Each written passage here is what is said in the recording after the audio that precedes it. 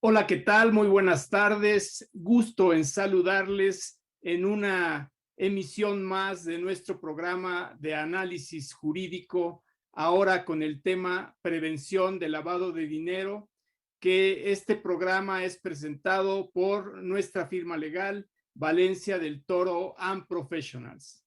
En esta ocasión conduce nuevamente Gabriela Valencia. Hola, Gabriela. Hola a todos, buenas tardes. Muy Buenas agradecida de tardes. estar aquí. Gracias. Y bueno, ¿qué les digo? Hoy tenemos un invitado muy especial, el maestro Sandro García Rojas Castillo, que si yo digo, si las calificadoras de valores calificaran a los invitados, bueno, ¿qué decirlo? Tendríamos grado de inversión con nuestro maestro Sandro García, por supuesto, triple A. Sandro, muy bienvenido a tu programa. Gracias, Raúl. Buenas tardes a todos. Gracias, Gaby. Muchas gracias por el elogio inmerecido. Muy contento de poder participar con ustedes y hacer algunas reflexiones, compartir algunas inquietudes que hay sobre un tema sin duda alguna tan interesante, en boga ya desde hace algunos años, y que además estoy absolutamente convencido que llegó para quedarse. Así que gracias por la invitación y a sus órdenes. Al contrario, Sandro, muchísimas gracias a ti. Ahorita presentamos a nuestro invitado en su semblanza. Nada más antes, quisiera agradecer al Instituto Nacional de Ciencias Empresariales y Patrimoniales, el INACIEP, y al Grupo de Investigación, Análisis y Opinión por permitirnos tener este programa que es justamente para usted y que tendríamos y tendremos muchos temas interesantes en próximas emisiones, y esta, bueno, pues es de lujo. Gabriela, por favor, ¿podrías presentar la semblanza de nuestro apreciado invitado? Claro que sí. Presento al maestro Sandro García Rojas Castillo. Él es abogado, catedrático y especialista certificado en prevención y detección de lavado de dinero, gestión de riesgos, entre otras. Cuenta con diversos másters, entre los que destacan el de Derecho Penal Económico y el de Seguridad de Bienes y Personas. El abogado García Rojas ha sido representante de nuestro país en diversos foros internacionales, tales como la Organización de las Naciones Unidas, Gafi, Consejo de Europa, OCDE, Eurojust, entre otros. Destaca sus participaciones en temas tales como el combate a la corrupción, el lavado de dinero, el terrorismo y su financiamiento y el combate a la delincuencia organizada y la cooperación internacional. Ha ejercido la profesión tanto en el sector público como en el privado. Entre otros, ha sido titular de la Unidad de Asuntos Internacionales de la extinta Procuraduría General de la República, representante también de PGR ante la Unión Europea y Suiza, titular del área jurídica y fiduciaria del Servicio de Administración y Enajenación de Bienes de la Secretaría de Hacienda y Crédito Público. En la Comisión Nacional Bancaria y de Valores se desempeñó por poco más de 3 años como director general de prevención de operaciones con recursos de procedencia ilícita y actualmente es vicepresidente de supervisión de procesos preventivos en la misma CNBV. Destacan sus participaciones y publicaciones en revistas nacionales y extranjeras y su columna como colaborador en el periódico El Heraldo de México, así como su labor docente en universidades de México, América Latina y Europa. Así damos la bienvenida a nuestro invitado. Muchísimas gracias, Gabriela. Y bueno, pues para empezar en este tema, quisiéramos primero platicar sobre el ámbito internacional de la prevención del lavado de dinero, y yo refiero brevemente, pues antes de darle la palabra a nuestro invitado, que hubo 2 convenciones de las cuales realmente nace todo este tema, que es la Convención de las Naciones Unidas contra el tráfico ilícito de estupefacientes y sustancias psicotrópicas en Viena, y que realmente su objetivo pues no era específicamente regular el lavado de dinero o prevenirlo. Sin embargo, pues aunque su objetivo inicial era hacer frente con mayor eficacia a los diversos aspectos del tráfico ilícito de estupefacientes y sustancias psicotrópicas, pues desde luego se dieron cuenta que el tema del lavado de dinero era algo que sucedía de manera muy natural por este tipo de actividades y por lo tanto encontramos ahí como el primer antecedente internacional para regular este tema y para filtrarlo hacia los demás países. Algo similar sucede con la Convención Nacional contra la Delincuencia Organizada Transnacional, que también pretendía identificar estas actividades de delincuencia organizada como aquella realizada por 3 o más personas, y finalmente llegamos al mismo tema en donde el lavado de dinero es clave para la realización de estas actividades o por una consecuencia de ellas. Entrando así en materia, querido Sandro, ¿podrías tú platicarnos un poquito más del ámbito internacional en materia de prevención del lavado de dinero? Con mucho gusto, Raúl, y gracias por la presentación, Gaby.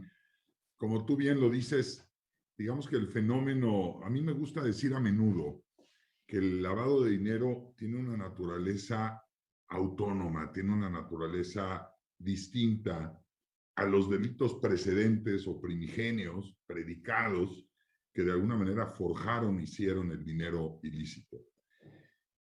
Hace muchos años, te hablo de la década de los 60, 70, y a principios de la década de los 80, se empieza a ver un flujo de capitales que corren a partir de los mercados, principalmente financieros, por estar interconectados. Evidentemente, si tú depositas en una cuenta aquí, la puedes pasar a acullá, en un país, en otro, y la rapidez de las velocidades y la facilidad de alguna manera de este tránsito de finanzas permite que el sistema financiero se convierta evidentemente en un lugar apetecible para aquel que tiene dinero excedente que proviene evidentemente de actividades ilícitas. ¿Qué actividades ilícitas tuvieron particularmente un auge en aquella época? Pues todos sabemos que el crecimiento del narcotráfico a partir de la finalización de las guerras de Corea, de Vietnam, prácticamente el uso de algunos estupefacientes se hizo, si no normal, hubo un auge muy importante en la sociedad. Recordemos la etapa aquella de los hippies, ¿no? De aquella sociedad que empieza a circular el LSD, y lo vemos desde una perspectiva cultural, ¿no? Desde los Beatles, Freddie Mercury, en fin, la música, el arte, tienen una influencia, de alguna manera, de aquellos psicotrópicos que se convirtieron en normales, y evidentemente el sistema financiero empezó a notar que había grandes cantidades que no necesariamente eran acordes, déjenme decirlo así, con el crecimiento económico proyectado de una sociedad. Algo así como si de pronto en la economía de la casa, donde sabemos que está el ingreso de la señora, del señor, de los chavos que trabajan, de pronto hubiera ingresos excedentes que no conocemos de dónde provienen. A partir de ahí, la primera convención que tú bien señalas, la de Viena, la de estupefacientes, prácticamente enmarca a la figura del lavado de dinero, que no significa que haya nacido el lavado de dinero ahí, pero la enmarca desde una perspectiva regulatoria internacional, diciendo, cuidado con los excedentes del tema de la droga, hay que detectar el lavado de dinero.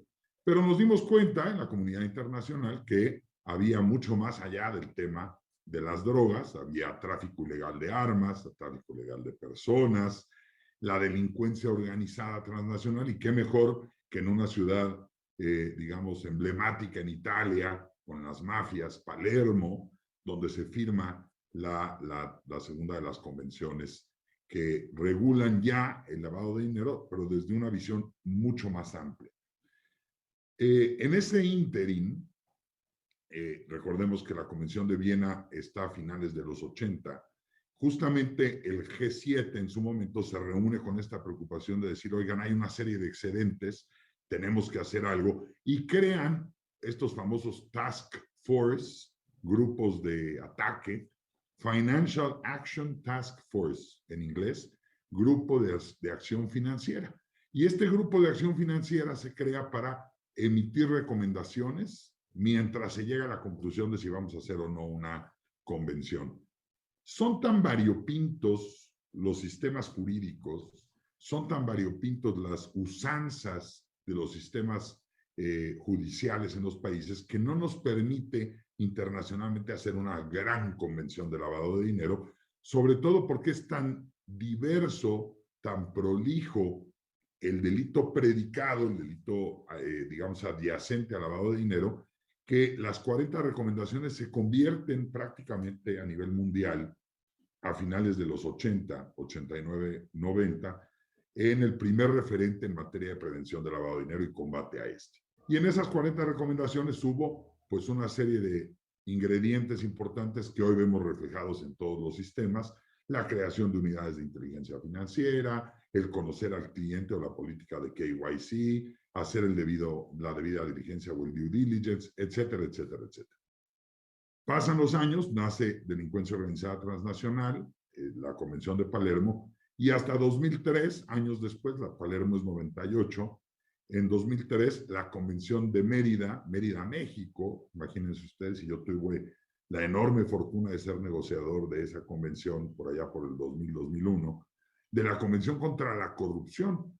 Y entonces nos damos cuenta como comunidad internacional que cualquier actividad ilegal que genere recursos que puedan ser eventualmente tratados de disimular, de conhibir, de solapar, de esconder, pueden ser producto de lavado de dinero. Hoy, 2020, a muchos años de aquello, tenemos un régimen robusto.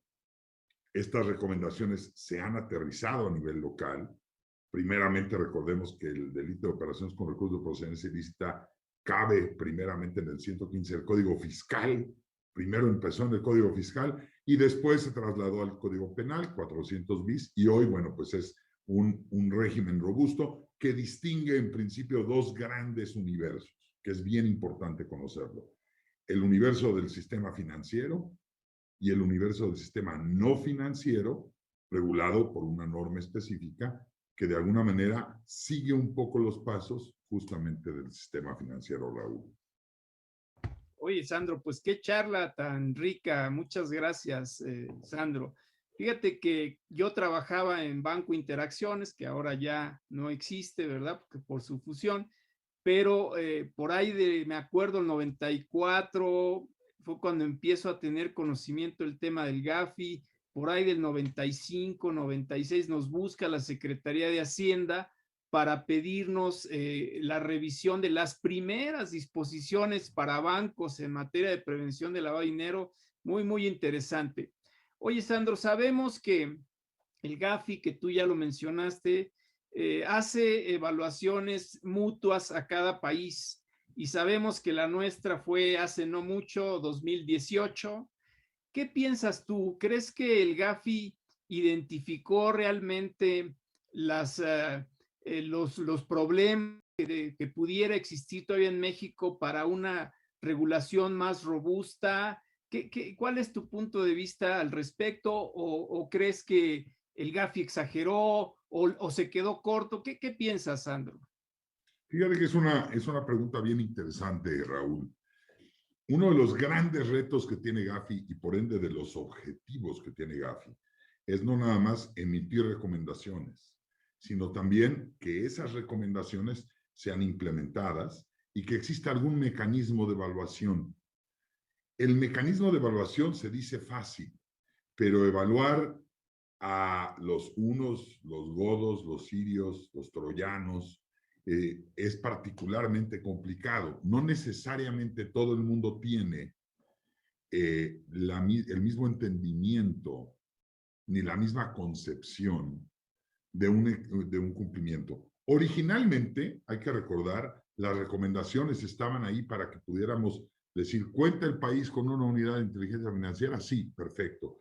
¿Cuenta con el delito? Perfecto. ¿Cuenta con, no sé, fiscalías? Sí. ¿Cuenta con, conoce a tu cliente? Sí. Sin embargo, no bastaba el tema de poder tener un checklist de estos ingredientes. Necesitábamos forzosamente tener una calificación de efectividad, ¿sabes? Y la calificación de la efectividad es muy compleja, porque ¿qué tanto está siendo efectivo algo a la luz de una recomendación internacional? Es muy complicado. De tal suerte que la evaluación a la que tú refieres, que no es la primera, por supuesto, ya había habido anteriormente en 2008, hubo una donde en su momento pusieron puntos o así, por ejemplo, de actividades vulnerables, de lo que llaman las actividades y profesiones no financieras designadas, las APNFDs por sus siglas, que hicieron que se generara la ley antilavado, la ley de Fiorpi. La efectividad es muy difícil de calibrar. Y debo decir una cosa adicional. Gafi no es lo mismo que nos evaluemos, déjenme decirlo así, entre pares, que venga Colombia, Dinamarca, Estados Unidos a evaluarnos, y quien me evalúa es el supervisor, el titular de la unidad de inteligencia financiera de aquel país, el del Banco Central, etcétera, donde, perdónenme el dicho jacarandoso, entre gitanos no nos leemos las manos y entre todos nos entendemos, a que vengan delegados especialistas, por ejemplo, como fue el caso de México, del Fondo Monetario Internacional, que en la visión de algunos era un poco más como jugadas de pizarrón, ¿no? Y uno de los argumentos que solíamos decir es, oye, pero es que el señor nunca ha estado sentado en estas sillas y no sabe a lo que nos enfrentamos. Sus recomendaciones pueden ser más de índole imaginario, más románticas, déjame decirlo así, más utópicas. La verdad es que no fue así. La gente del Fondo Monetario era gente que había estado en estas sillas, que conocía, y elevaron, creo yo, de manera muy importante el estándar, la calificación, la evaluación. Si tú me preguntas, Raúl, ¿fue una evaluación objetiva, concisa, efectiva? Sin duda lo fue. Por mucho que quisimos defendernos de algunas de las calificaciones que no nos encantaban, uno de los grandes aprendizajes que tuvimos en la evaluación de Gafi fue necesitábamos tener cómo comprobar lo que estábamos haciendo. No bastaba con decir, lancé un comunicado, emití una norma, ahí está la unidad. No, efectividad, estadística, números, datos duros. Y ahí nos convencimos desde mi perspectiva y aprendizaje, de dos elementos fundamentales. Primero, la importancia de una interrelación concreta, constante, nutrida, abierta entre autoridades. Y número dos, el constante también acercamiento y comunicación con el sector que se está supervisando, con el sector regulado, con el sector obligado, para que éste tuviera no solamente el conocimiento, sino también la expectativa del supervisor, la expectativa de la autoridad. Si ustedes se fijan desde la perspectiva del día a día, no tener la expectativa del regulador o no tener la expectativa del supervisor, de la autoridad, aunque tenemos la norma y te dice la norma, deberás 1, 2, 3, 4, pensando que fuera así tan sencillo. Sí, pero el 1, 2, 3, 4, ¿en qué orden? ¿Cómo debe estar integrado? Les pongo el ejemplo de la integración de un expediente. ¿Cómo integras el expediente? Pues ahí te dice qué debe tener el expediente, pero hay algún tipo de orden, algún tipo de fórmula ideal. ¿Cuál es tu expectativa, autoridad? ¿Qué estás esperando que yo haga? Y esa comunicación con el sector, digamos, obligado en términos generales, es sin duda uno de las grandes lecciones, de los grandes aprendizajes que tuvimos en la evaluación. Yo creo que fue una muy buena evaluación y señal de ello es que hemos seguido evolucionando, emitiendo documentos, guías, reformas, etcétera, para estar siempre hasta arriba en el tema de la evaluación, pero sobre todo en una vanguardia, que no nos ganen los tiempos, porque esto es, sin duda alguna, Raúl, un tema que va avanzando rápido, ¿no?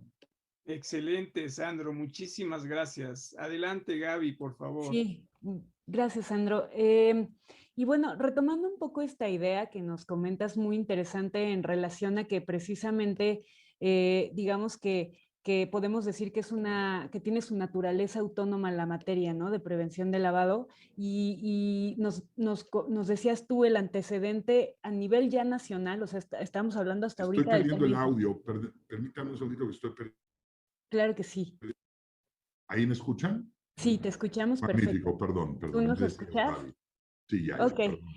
Decíamos más hacia allá el enfoque que nuestra ley interna le ha dado a este tema, retomando un poco tu idea en relación a que después de que se empezó a regular en materia internacional, el primero de los antecedentes que tenemos en México, pues es precisamente que, porque así el legislador lo consideró oportuno, se reguló el tema en materia fiscal, ¿no? Dentro del Código Fiscal de la Federación se incluye un artículo 115 bis, como tú bien lo dijiste, en donde se regula pues diversas conductas relacionadas con operaciones de procedencia ilícita.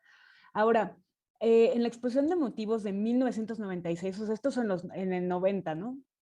Que entra en vigor. Luego en 1996 bajan de código fiscal o derogan esta disposición precisamente porque estaba la discusión de que al regularse en materia fiscal digamos, cubría un ámbito muy limitado y había otros bienes jurídicos tutelados que se pretendían proteger, como son diversas cuestiones en materia de seguridad pública, derechos humanos, estabilidad y sano desarrollo de la economía, que no se, bueno, seguridad nacional, en fin, una serie de temas que no se podían tutelar si estaba el delito nada más en materia fiscal. Entonces lo quitan de ahí y lo pasan a materia penal, ¿no? Y ahí, a partir de ahí, tenemos el artículo 400 bis del Código Penal, y ahí pues vemos ya la distinción, como tú nos lo marcabas, entre pasar a regular esta materia en la parte penal. Entonces, aquí la pregunta que queremos hacerte es si tú puedes platicarnos un poco sobre cómo está la regulación para el sector financiero en particular en esta materia. Con mucho gusto, Gaby. Lo que dices es bien importante. Al darnos cuenta que el lavado de dinero tiene un factor multifactorial, y hablando entre abogados, digamos, el bien jurídico que tutela no es único, sino es pluriversal. El sistema financiero es un elemento integrante, digamos, del desarrollo social, económico, político, incluso de un país. La confianza que existe en un país tiene un reflejo, un termómetro importante en el sistema financiero. Entonces, el sistema financiero es el primero, déjenme decirlo así, por obviedad, porque los primeros en sentarse a hablar de este tema fueron los financieros. Y a los bancos nacen dos, digamos, ya existía el Comité de Basilea, que es un organismo que se encarga de la supervisión, están sentados ahí los bancos centrales y determinan las políticas públicas en materia económica, etcétera. Y sobre todo recomendaciones a los bancos en temas de índice de capitalización, de morosidad, de fondeo, etcétera. Pero vieron la necesidad de incluir un elemento de cuidar al cliente y cuidar al banco del cliente que eventualmente pudiera estar, no desde una perspectiva delictiva. Es decir, a mí lo que me gusta decir es, no imaginemos al cliente con un antifaz. El cliente no es el malo, pero sí un cliente que al no saber lo que está haciendo, podría estar lavando recursos de otro que lo está utilizando a través de sus cuentas. Entonces, se fortalece el régimen financiero, Gaby. Nacen políticas, ya decía yo, Comité de Basilea, el grupo, concretamente Wolfsberg, de la banca privada, de los grandes bancos a nivel mundial, donde se establecen algunas reglas, por ejemplo, de corresponsalía entre bancos corresponsales. Y esto ha ido avanzando de tal manera que hoy tenemos un régimen robusto, un régimen que en el sistema financiero, pues lo hemos visto todos, y incluso me atrevería a decir, lo hemos medio sufrido todos, cuando te hablan y te dicen que tienes que volver a mandar o que tienes que corroborar tu identificación, tu correo, tu comprobante de domicilio. Ahora tan en boga el tema de la geolocalización, son elementos adicionales, ladrillos que se van poniendo en un muro para protegernos de los flujos ilícitos. No es un ingrediente único, es un conjunto de acciones. Ustedes recordarán, la Comisión Nacional Bancaria, desde la reforma financiera del 14-15, empieza con el tema de la certificación, por ejemplo, de oficiales de cumplimiento y auditores, lo que ha generado un mejor ánimo, un mejor entendimiento desde mi punto de vista. Evidentemente, ¿quién soy yo para hablar de la certificación mal? Seguramente hay quien tiene crítica y seguramente hay muchas áreas de oportunidad. En algún momento se planteó, oye, Sandro, ¿por qué no nos inventamos una certificación para SOFIPOS, otra para casas de bolsa, otras para bancos, otras para... Y lo que quisimos fue no generar segmentos de una certificación, sino que quien estuviera certificado conociera de todo el universo financiero, para con esto tener ingredientes de saber qué hace una SOFIPO, qué hace una casa de bolsa y cuáles son los riesgos que se corren en cada uno de los sectores. Entonces, lo que hicimos fue generar un idioma de entendimiento normal que pudiera acompañarnos, porque lo que siempre digo es, nosotros como reguladores, supervisores, no nos damos abasto, evidentemente tenemos una cantidad de trabajo enorme, pero ¿qué creen? Ustedes, especialistas, capacitados, eventualmente certificados en la materia, nos ayudan a entender y están haciendo parte de un trabajo que además, dicho sea de paso, Gaby, nos corresponde a todos. Qué interesante, Sandro. Muchas gracias. Dos temas alrededor de esto. Fíjate que yo, una de las preguntas que traía para un poquito más adelante, pero la anticipo, es la certificación. ¿No debería existir, Sandro, una certificación única para todos los supervisores?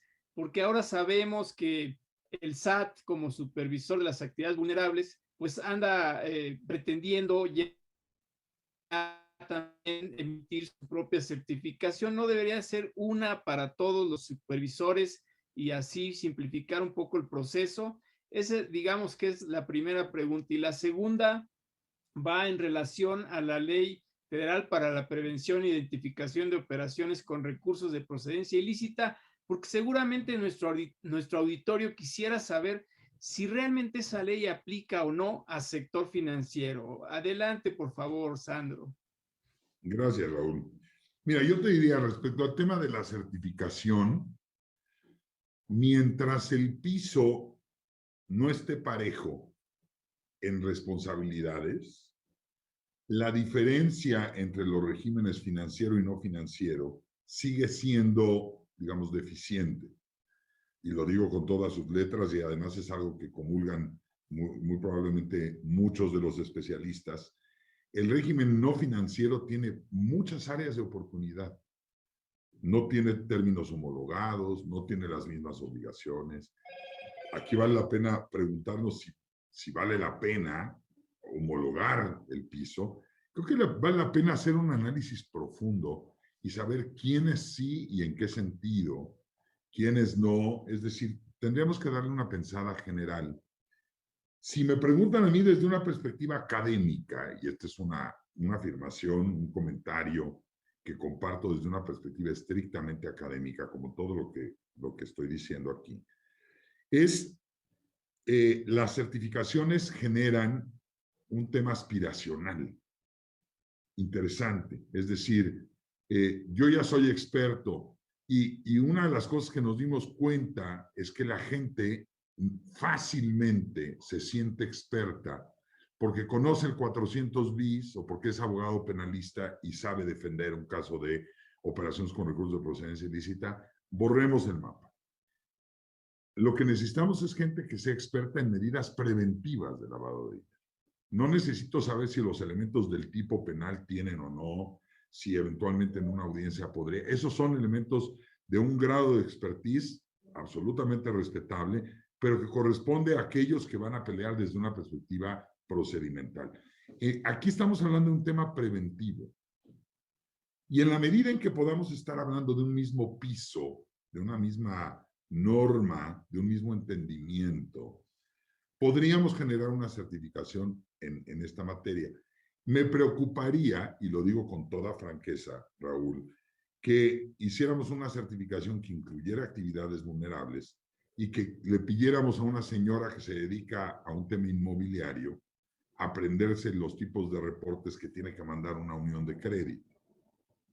Me preocuparía aquel joyero que eventualmente tiene que utilizar un régimen mucho más, digamos, acotado, que tuviera que entender qué significa un tema bursátil o un tema de fideicomisos. Es decir, si queremos generar un grado de profesionalismo en el tema, yo invitaría al análisis desde la perspectiva académica de generar una carrera que tuviera economía, finanzas, derecho y que viera temas de compliance desde la perspectiva ambiental, desde la perspectiva laboral, desde la perspectiva anticorrupción, lavado de dinero. Hay tantas ramas que creo que nos alcanza muy bien para una carrera. Incluso yo doy una charla en una universidad neoyorquina que ya tienen una licenciatura en materia de compliance. Una certificación me parece que sería demasiado. Lo que sí creo que podría haber, Raúl, y ahí sí, digamos, si tuviera que generarse mi voto favorable en términos académicos, es una certificación para aquellos auditores, por ejemplo, que están haciendo labor de consultoría o auditoría. Porque ahí sí tenemos que entenderlo como especialistas a todos. Somos consultores o auditores de un universo financiero o no financiero del régimen de lavado, ahí sí debería de haberlo. La gran pregunta aquí es quién debiera ser el certificador. Como ustedes saben, la certificación nació en la Comisión Nacional Bancaria de Valores y somos la única autoridad que yo conozco a nivel mundial y hemos sido reconocidos por Gafi y Gafilat en ese sentido, que tiene una certificación en la materia. Hay escuelas, hay academias, hay instituciones a nivel mundial, en Inglaterra, en Estados Unidos hay varias, en Chile hay alguna otra que tienen exámenes, pero tanto como la Asociación Internacional de Especialistas Superpoderosos del Salón de la Justicia y de Lavado de Dinero que hagan una certificación, está todo dar, pero la validez que tiene una certificación generalmente la respalda quien la da. Entonces, en este caso, la Comisión Nacional Bancaria en el sector financiero, la certificación ha tenido, creo yo, un efecto muy positivo, muy favorable. Es un tema aspiracional, ya digo yo, quien está estudiando estas materias pretende certificarse con un grado adicional de conocimientos y pensar en un equilibrio, en una certificación que sirva para todos, me parece que tendríamos que disminuirle un poco el nivel derivado del el régimen no financiero. Y contesto a la pregunta de la LEFEPIORPI, de qué tanto la LEFEPIORPI opera en el sistema financiero. A ver, es una ley federal, por ende, una ley federal tiene una competencia jurisdiccional de índole federal, todo el país, y son sujetos de esa legislación quienes realicen actividades vulnerables. El artículo, en los artículos iniciales, 14, si no me equivoco, te dice que son actividades vulnerables las financieras. Y en el 17 después te enlista las que no son financieras. Pero las financieras son evidentemente vulnerables. Ahora, hay una exclusión, déjenme decirlo así, un disclaimer, si me permiten el anglicismo mal colocado, que dice, pero lo financiero se cuece de acuerdo a las normas financieras que se emitieron o se emitan al respecto. De tal manera que sí es, por supuesto, materia, y yo les diría, hay entidades financieras que también realizan actividades vulnerables. Entonces, el régimen financiero para lo estrictamente financiero tiene una regulación, pero también pueden estar llevando a cabo actividades. Por ejemplo, algún banco que también hace préstamo con prenda, que no necesariamente es un crédito, puede ser un préstamo no necesariamente financiero, y lo está haciendo alguna de las empresas del grupo. Podría haber emisión de tarjetas que no estén dentro del grupo financiero, sino fuera de este. Puede haber muchos ejemplos, sin duda alguna es aplicable y por eso los especialistas, los consultores, los auditores, sí debemos eventualmente tener una visión muy completa de todo el sector. Y Sandro, aprovechando un poco que nos estás hablando precisamente de qué incluye, déjenme decirle así, la ley antilavado, qué actividades considera como vulnerables, en cuanto a aquellas que no son del sector financiero. En tu opinión, ¿el catálogo que viene definido en el artículo 17 es completo o debería de haber más actividades vulnerables consideradas en esta ley antilavado? Que conste que lo preguntaste tú, Gaby. Yo creo que sí debería de haber más y también deberíamos de reacomodar algunas que ya están. Es decir, yo le pondría, por ejemplo, un énfasis importantísimo al tema del deporte, ¿no? Yo le pondría un énfasis importantísimo a algunos mercados ilegales, le pondría un énfasis importantísimo al tema del traslado de valores, aunque es una actividad vulnerable, debiera tener algún tratamiento específico. Es decir, tratar de poner one size fits all, como dicen los americanos, un tamaño cabe a todos, un saco. Imaginen ustedes que yo me quito la camisa y se la presto a cualquiera de ustedes. Seguramente, ¿no? Mi sobrepeso les va a quedar nadando. O si Raúl nos prestara su saco y yo tratara de ponérmelo, pues también, ¿no? Lo voy a romper. Tenemos que evolucionar de manera muy específica y yo creo que hay actividades que hoy día se escapan. Recordemos que Gafi a las APNFDs, actividades y producciones no financieras designadas, o DNFBPs en inglés, el listado que tiene Gafi no coincide con el artículo 17. El artículo 17 es mucho más prolijo, es mucho más vasto, porque el legislador mexicano determinó que todos estos también son vulnerables y se han ido sumando, ¿no? Activos virtuales, por ejemplo, que ese es un gran reto. Activos virtuales, cuando son reconocidos por el Banco Central, son financieros y son supervisados financieramente. Mientras no lo sean, son supervisados por el SAT. Yo creo que ahí hay un tema de discusión importante, sin duda alguna. Aunque no es moneda, al final es un activo que tiene un poder de intercambio en un mercado determinado y ese mercado determinado cada vez más se puede abrir. Ayer o antier anunciaba Tesla, la cadena la marca de vehículos estos eléctricos, que ya acepta bitcoins para pagar coches. Por ejemplo.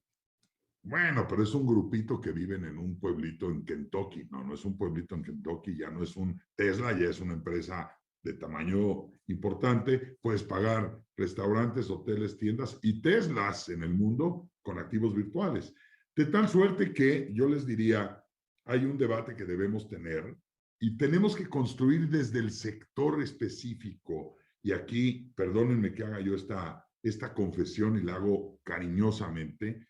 La autoridad, por supuesto, tiene la obligación de tener estas iniciativas y de llevarlas, pero nadie mejor para analizarla que los propios sectores para presentar propuestas. Siempre digo, si yo preguntara hoy al auditorio, ¿les gusta la norma como está? Muy probablemente la gran mano sería no nos gusta, ¿no? ¿Hay alguien que haya hecho alguna propuesta escrita y la haya presentado de, oye, así debería de estar para perseguir el fin que tú traes? Muy pocos son los que proponen. De tal suerte que yo aquí siempre digo, es mucho más fácil ser crítico que ser útil. Tratemos de ser útiles, ¿no? En las propuestas y yo creo que podemos construir en los próximos años, como digo, esto llegó para quedarse, un régimen mucho más fortalecido y más ad hoc a cada uno de los planteamientos o de las actividades. Claro, de acuerdo completamente contigo, Sandro. Muy interesante la exposición. Oye, y cambiando un poco de tema, Sandro, ahora con este tema de la pandemia, ¿qué ha pasado, digamos, por ejemplo, en materia de supervisión?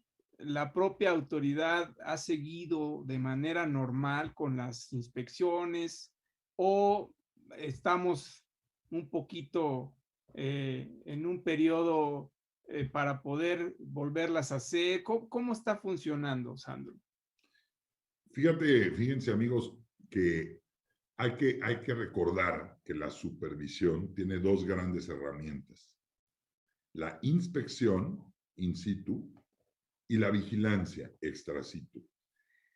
En el caso de la Comisión Nacional Bancaria de Valores, tuvimos que detener, por razones evidentemente de fuerza mayor, de salvaguardar el principio fundamental de la vida de la gente, de las entidades, de la gente que trabaja en la comisión. El tema de las visitas, nuestro programa anual de visitas se interrumpió. Sin embargo, no podemos quedarnos esperando pacientemente a que toque la campana y podamos salir todos a poder hacer estas actividades. Hicimos un ejercicio de vigilancia reforzada. Y esta vigilancia reforzada, ¿en qué se fundamenta o qué hace? Como ustedes saben, la comisión tiene facultades de pedir prácticamente cualquier información de las entidades a las que supervisa. De tal suerte que podemos pedir desde operaciones, podemos pedir no solamente, por supuesto, los documentos típicos, manual, informe de auditoría que nos mandan las entidades, etcétera, sino también pedir específicamente cuál es el tratamiento de un número determinado de clientes al azar. Podemos pedir verificación de temas, por ejemplo, de las matrices de riesgo, de las metodologías de evaluación de riesgos. Y estas dinámicas a distancia que nos permiten las tecnologías, también nos permiten compartir pantallas, hacer pruebas de sistemas. Entonces, no hemos necesariamente detenido, yo te diría, el tema de la inspección desde una perspectiva virtual. Si alguien preguntara, ¿ustedes han dejado de dar clases en la universidad? Raúl, no, seguimos dando clases. Ya pasó un semestre de muchachos que no conocimos. Ahí viene el segundo, no lo conoceremos. Y eso no significa que no hayamos hecho un examen, que hayamos sido lo suficientemente, digamos, exigentes para el tema de asistencia, que no hayamos impartido las charlas. Entonces, lo que estamos haciendo es adecuarlo. Y mientras tanto, lo que hemos estado construyendo desde hace algunos años, y nos damos cuenta que es un acierto, es apostarle a la tecnología, Raúl. Una herramienta tecnológica, una herramienta SupTech, Supervision Based on Technology, es una plataforma con un montón de algoritmos, se las resumo para no aburrirlos, tiene cientos de algoritmos con diferentes pantallas, tenemos diferentes dashboards o tableros, déjenme decirlo así, donde podemos ver el comportamiento de Gaby desde la perspectiva transaccional financiera. Si Gaby opera donde dijo que operaba, si Gaby opera con las personas que dijo que iba a operar, si el perfil transaccional ha sido de alguna manera rebasado, si tiene a lo mejor falta de operatividad en sus cuentas. Hemos emitido guías, muchas guías en materia de COVID, por supuesto, los riesgos, en materia de trata, ahora en el tema electoral. Emitimos guías en materia de corrupción. Un ejemplo práctico en el tema de corrupción para que vean ustedes cómo no necesitas estar en la entidad para darte cuenta. Dame las cuentas del universo de los PEPs que tienes como clientes. Me das los nombres de los PEPs, me das eventualmente movimientos y yo te digo, este PEP que lleva más de 7 meses, 8, 10, 12 meses con una cuenta sin operar, te dijo que esta era su cuenta, o sea, operar nada más le cae su salario. ¿No se te hace raro, banco, que siendo un funcionario público no saque dinero donde le cae su quincena? No necesariamente tienes que ver que depositan $1,000,000 en efectivo para levantar las alertas. Hay una inusualidad transaccional en una cuenta de nómina de un funcionario público que eventualmente, ante la falta de acción, eventualmente podría estar cometiendo un acto de corrupción. Ese es el ejemplo de cosas que podemos hacer ahora con la tecnología, con las guías que hemos emitido. Y yo creo que esto también llegó para quedarse, Raúl. El tema de la tecnología, no creo que volvamos a un escenario de normalidad después de esto. Un ejemplo práctico, las solicitudes de información que se hacen a la Comisión Nacional Bancaria de Valores de todas las autoridades, UIF, Procufiscal, todos los tribunales del país, todas las fiscalías, todas las procuradurías, el SAT, el IMSS, la FEPADE, 225,000 al año para que cierren más o menos un número imaginario. Hoy corren desde una perspectiva virtual, electrónica, estados de cuenta van y vienen desde una perspectiva electrónica, cuando antes era papel. Regresando a las oficinas, ¿regresaremos al papel? Por supuesto que no. La agilidad, los tiempos, la seguridad, la confiabilidad, la trazabilidad, los candados de auditoría y de seguridad para que nadie consulte esa información es mucho más fácil hacerlo a partir de las plataformas tecnológicas. Claro, y nosotros coincidimos completamente con esa idea. Sandro, y continuando con este tema de las cuestiones que se derivaron de la pandemia, ¿podrías platicarnos un poco de la prórroga para la renovación del dictamen técnico para transmisores de dinero, centros cambiarios y SOFOMES no reguladas? Con mucho gusto, Gaby. Y con el riesgo de no tener necesariamente la explicación más puntual, déjenme de alguna manera compartirles. La prórroga se dio, digamos, desde un inicio con la intención de que pudiera, evidentemente, los sujetos supervisados tener un poquito más de tiempo para presentar documentación ante el cierre, evidentemente, de las oficialías de partes. Sin embargo, por ejemplo, el tema de los de las guías y de los acuerdos que hemos ido emitiendo, se dijo, oigan, no dejen de mandar reportes. Si necesitaban hacer un comité para poder determinar algo, bueno, pues no dejen de eventualmente mandarlo. La actualización de los manuales, o sea, eso no significó a todo el mundo a su casa a no trabajar, al contrario, ¿no? De tal suerte que ante la situación de emergencia en la pandemia y en atención a estas acciones tomadas por el gobierno federal, primero se estableció un acuerdo porque se establecieron medidas temporales y extraordinarias y se suspendieron plazos, el del 26 de marzo. Después hubo diversos acuerdos por los que se amplió el término de esos periodos, que se suspendieron los plazos respecto a las audiencias, trámites, procedimientos, y me refiero del 17, 28 de marzo, 29 de mayo, después otro más del 29 de junio y finalmente uno del 15 de julio modificado el 23 de noviembre. Derivado de ello y en resumen, los plazos respecto a audiencias, trámites y procedimientos que debieron realizarse durante ese tiempo, específicamente las obligaciones en materia de prevención del lavado de dinero, fueron suspendidos durante dicho periodo, del 23 de marzo prácticamente, al 15 de julio, poco más 115 días, según yo, naturales.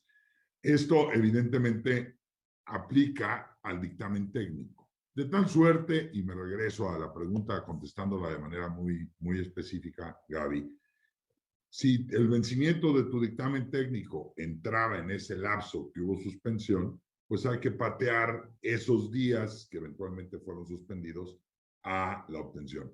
Si me permiten la sugerencia, nada mejor que preguntar, oiga, yo estoy por vencer o de acuerdo a mis cálculos, esta es la fecha. Yo creo que lo mejor es preguntar. Por ejemplo, en el caso de centros cambiarios, hicimos todo un proyecto con el área de registro de centros cambiarios, donde hay una plataforma. Si te permite entrar a la plataforma de acuerdo a tu número de registro, significa que estás en el plazo para la renovación del dictamen técnico y también del registro. Nosotros, por cierto, seguimos emitiendo dictámenes técnicos a lo largo de la pandemia. Nosotros no paramos, seguimos emitiendo dictámenes técnicos, de tal suerte que para efecto del registro yo sugeriría consultarlo, pero ya les digo, en resumen, se postergaron algunos días.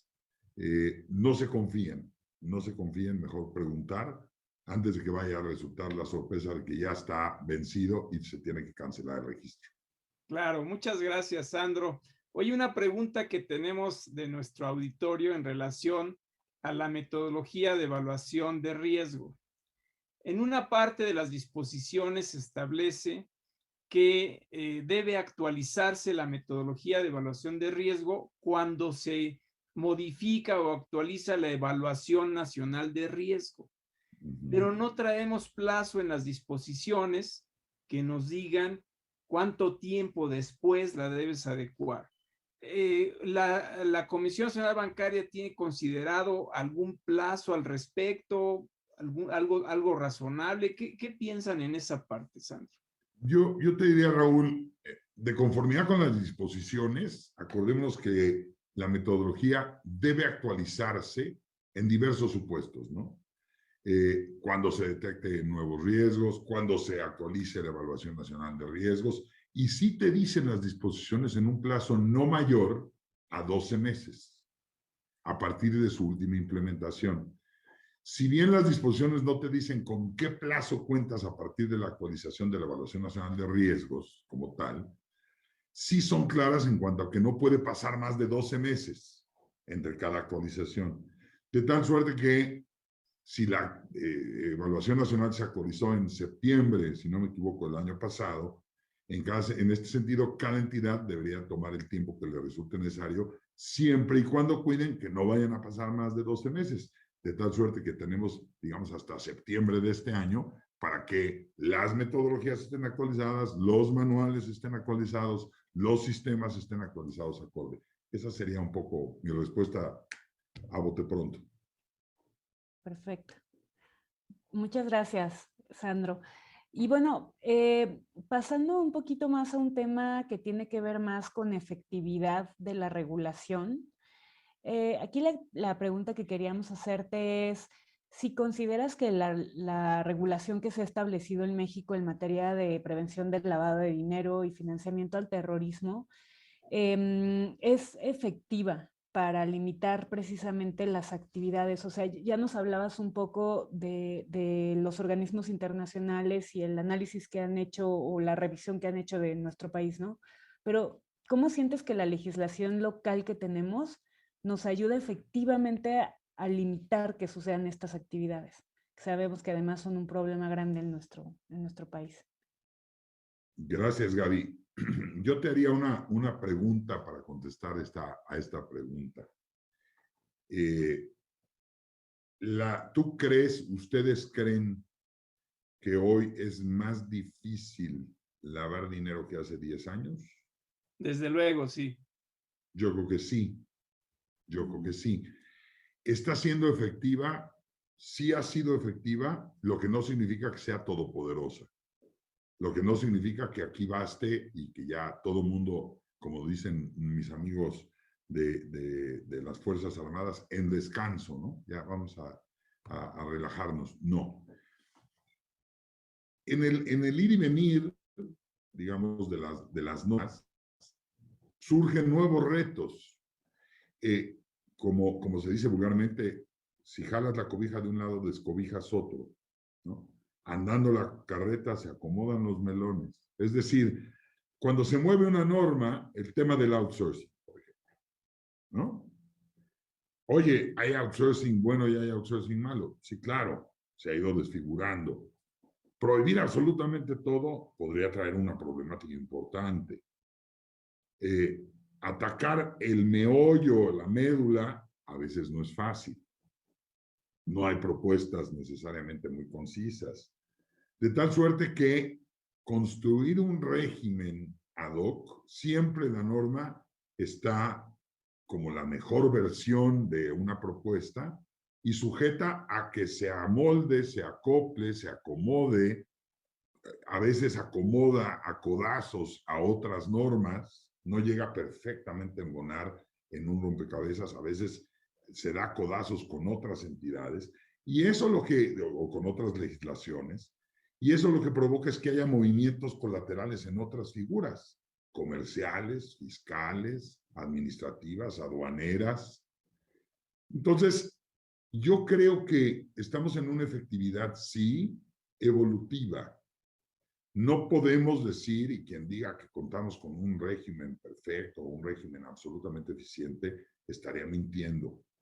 Tenemos un régimen robusto y cada vez que vamos modificando alguna de las piezas que eventualmente como país se van adecuando a las mejores prácticas, a las recomendaciones, lo tratamos de hacer para acomodar un fenómeno determinado, pero no necesariamente ese fenómeno se incrusta de manera fácil en el haber social, en el tejido jurídico. Un ejemplo práctico, y no necesariamente de un tema estrictamente preventivo, pero la extinción de dominio. Nace la extinción de dominio hace muchos años, ya más de 10 años tiene que nació. Nace con la intención de ser un poco como el decomiso civil, ¿no? El non-criminal forfeiture, que le llaman los americanos. Sí, pero era una figura que en Colombia tuvo una evolución, tuvo reformas a nivel constitucional, la propiedad originaria de los bienes inmuebles son de la nación, y ellos le pusieron, y de los muebles, y entonces esto permitió una guerra de justos títulos. ¿Cuál es el título, querido Raúl, para decir que la escultura que tienes atrás es tuya? Ah, pues aquí está mi certificado, mi factura. Ah, perfecto. Si no, pues estabas en un error. El justo título es el propiedad originaria de la nación y matanga. De tal suerte que la evolución fue diferente. No hemos logrado tener una herramienta con esa contundencia que quisiéramos. ¿Por qué? Porque fue un copy-paste. Porque lo que hicimos fue copiar y decir, aquí se me acomoda la extinción de dominio y todo el mundo a funcionar. Faltaba acomodar otras piezas. Por eso tenemos que ser muy cautos. Por eso tenemos que construirlo entre todos. Empezando por el convencimiento de la sociedad, Gaby. Por el convencimiento de las entidades, de las sociedades, de las empresas, financieras, no financieras, reguladas o no reguladas bajo un amparo de lavado de dinero. Tenemos que fomentar un tema de integridad corporativa, de integridad operativa, para entender por qué, si hago una cosa eventualmente fuera del margen de lo que se tiene que hacer, afecto toda una cadena y eventualmente propicio una actividad que el día de mañana provoca una legislación que me trae, evidentemente, una disparidad operativa y una incomodidad administrativa y un costo regulatorio. Me parece que es una tarea, insisto, de todos. Si todos lo construimos, nos cuidamos todos. No, pues Sandro, de verdad qué análisis tan exacto y tan preciso del tema. Oye, Sandro, pues prácticamente se nos va ya el tiempo, nos quedan 1 o 2 minutitos y me gustaría nada más preguntarte, ¿qué sigue en materia de regulación en nuestro país en el tema de prevención del lavado de dinero? ¿Qué podemos esperar al respecto? Mira, yo les contestaría, yo espero que sigan las reformas al sector de actividades vulnerables, porque eso nos permitirá cumplir estándares y tener un régimen mucho más robusto. Sigue un diálogo abierto, tiene que seguir un diálogo abierto entre los diferentes sectores, actividades vulnerables principalmente, que me parece que es el sector que tiene más áreas de oportunidad, con las autoridades de entendimientos, incluso con expertos, con academias. Sigue el compartimiento de información más rápida, más activa. El decirnos entre nosotros, como entidades supervisadas, qué estamos viendo, sin temor a que no me vaya a robar el cliente y no vaya a ser que o sea, esos miedos, el área de cumplimiento, el área de compliance, el área de prevención de lavado de dinero, no puede tener estos insumos operativos de negocio. Tiene que ver con un tema estrictamente de compartir información para cuidarnos entre todos. ¿Qué sigue? El uso de la tecnología. Sigue sin duda alguna el desarrollo de plataformas, de mecanismos, de sistemas, de aplicaciones que nos permitan predecir el comportamiento después del estudio de estas grandes bases de datos, de este machine learning que le llaman, de inteligencia artificial. Hace unos días tuve la oportunidad de subirme a un coche rentado que tenía no sé cuántas cámaras y cosas, y iba yo con otra persona que iba tomando una conferencia telefónica y yo traía mi propia conferencia telefónica en los micrófonos del coche, y era increíble que el coche podía tener 2 conferencias telefónicas conectados a un auricular sin que se contaminara el sonido por los diferentes micrófonos que tienen instalados. El alertamiento de velocidades, el alertamiento de proximidades, el giro de las luces, en fin, a donde quiero llegar eso es gracias a la tecnología y es predictivo. En algún momento dijo, oye, tu forma de conducción no es eco, ¿no? Económica, eco verde, tú eres un poco más atrabancado, por ende tienes que poner este botoncito para que todo lo demás funcione. Es decir, de haberlo manejado 10 minutos, el coche inmediatamente se dio cuenta pues que a lo mejor traía un cafre encima y me dijo, oye, activa todas estas alarmas para que no para que no tengas problema. Me parece que el sistema financiero hacia allá tiene que ir, hacia allá tenemos que ir en una regulación, querido Raúl. Muy bien, Sandro. Oye, pues la verdad que qué plática tan maravillosa. Estoy seguro que para nuestro auditorio es muy importante y va a ser de mucho interés. Y bueno, pues agradecerte que hayas estado en nuestro programa. De verdad, te mando un fuerte abrazo. Y pues queda abierto este auditorio, este programa para cuando tú quieras exponer algo. Aquí estamos, querido Sandro. Cuando ustedes quieran, querido Raúl. Como sabes, muy agradecido como siempre. Cuando ustedes quieran, sigamos construyendo, sigamos debatiendo, sigamos criticando. Gracias por la invitación y gracias a ustedes, Gaby y Raúl. Gracias, gracias, Raúl. Muchas gracias, Sandro. Muchas gracias, Gabriela. Nos vemos, Saludos. querido auditorio.